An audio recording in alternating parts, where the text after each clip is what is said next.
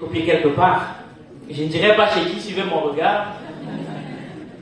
Alors, moi j'ai pour habitude de dire que l'Afrique n'a pas besoin d'argent. Chaque fois que j'y vais, j'ai l'opportunité, grâce à tout ce qu'on fait sur les réseaux sociaux, depuis bientôt 5 ans, l'Afrique n'a pas besoin d'argent parce qu'il y a excessivement d'argent en Afrique. Mais ce dont on a besoin, c'est d'inspiration. Pour la petite histoire, lorsque je me rends compte de ça, je décide de me lancer sur les réseaux sociaux. Non pas parce que j'aime particulièrement ça, mais c'est par la force des choses. Parce que j'étais en deuxième année de médecine, j'avais mon téléphone portable, une connexion Internet, et le plus important, le cerveau en mode éveil. Parce que moi j'ai pour habitude de dire que quand la tête est malade, c'est le corps qui souffre. Donc, moi là-bas, je voulais faire quoi? Je m'étais dit, bon ok, je suis en deuxième année de médecine avec tout le prestige que ça comporte, même comme ce prestige-là, personne n'en a rien à foutre, désolé l'expression. En fait, je me suis rendu compte que ce qui intéressait les gens, c'est ce qu'on leur apportait. En soi, on est d'accord, vous en foutez que je sois médecin, vous n'en avez rien à cirer, c'est normal.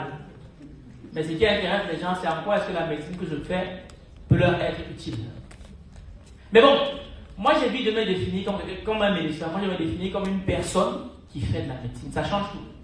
Parce que beaucoup de gens se définissent comme étant des ingénieurs, des mécaniciens, des comptables. Et du coup, ils résument toute leur vie à leur activité professionnelle. Alors que moi, j'ai adopté l'identité d'une personne qui fait de la médecine. Donc, ça veut dire que lorsque je ne fais pas de la médecine, qu'est-ce que je fais? Eh bien, je bavarde sur Internet.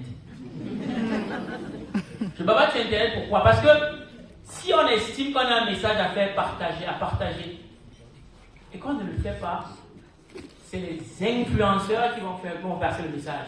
Parce que désormais, quand on parle d'éducation, il y a l'éducation qu'en tant que parents on donne à la maison, il y a l'éducation que nos enfants vont recevoir à l'école, mais il y a surtout l'éducation de Facebook, TikTok, Instagram, tout ce qu'il y a là. C'est toujours eux. Donc, je me lance dans cette dynamique-là sur les réseaux, et à la base, je ne savais pas du tout ce que je voulais faire. Mais j'ai dit qu'il faut commencer à faire quelque chose. Lorsqu'on ne sait pas quoi faire, on peut tout faire. Donc, je me suis lancé dans la dynamique, et de fil en aiguille, j'écoutais les problèmes et ça m'a amené à écrire mon tout premier livre, un pied à l'école, un pied dans le business. Et derrière ça, j'ai compris qu'il y avait quelque chose à faire. C'est comme ça qu'on a créé une maison d'édition. C'est comme ça qu'on a créé un studio d'enregistrement de podcast du côté de Cachan. C'est comme ça aussi qu'on a lancé le week-end de l'écrivain.